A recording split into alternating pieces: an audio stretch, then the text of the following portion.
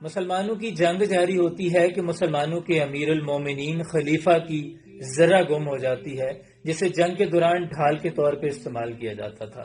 مسلمانوں کے خلیفہ اس ذرہ کو بڑا تلاش کرتے ہیں، لیکن جنگ کے دوران وہ ذرہ نہیں ملتی۔ جنگ ختم ہوتی ہے، لشکر شہر کو واپس آتے ہیں۔ مسلمانوں کے خلیفہ اپنی ذرہ ایک یہودی کے پاس دیکھتے ہیں تو اس کے پاس جا کے یہ مطالبہ کرتے ہیں کہ یہ ذرہ میری ہے۔ یہودی کہتا ہے چونکہ یہ اس وقت میرے قبضہ میں ہے، لہٰذا یہ ذرہ میری ہے۔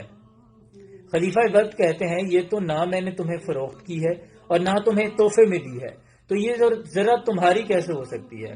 لیکن یہودی جب اپنی بات پہ اڑ جاتا ہے تو خلیفہ وقت تمام تر اختیارات اتھارٹیز کے ہونے کے باوجود کہتے ہیں کہ اب اس بات کا فیصلہ قاضی کے سامنے عدالت میں ہوگا، لہٰذا سارا معاملہ قاضی کے سامنے لایا جاتا ہے۔ قاضی کہتا ہے کہ خلیفہ وقت اور جب مسلمانوں کے خلیفہ اور یہودی کا معاملہ قاضی کے سامنے پیش کیا جاتا ہے تو قاضی دونوں طرفہ کے دلائل سننے کے بعد خلیفہ وقت سے کہتے ہیں کہ اگر یہ ذرہ آپ کی ہے تو کیا آپ کے پاس اس کا کوئی گواہ موجود ہے؟ تو خلیفہ وقت کہتے ہیں جی میرا غلام اور میرا بیٹا اس بات کے گواہ ہیں۔ تو قاضی کہتا ہے آپ جانتے ہیں کہ بیٹے کی گواہی باپ کے حق میں قبول نہیں ہوتی، اور اس کے بعد قاضی یہودی کے حق میں فیصلہ سنا دیتا ہے۔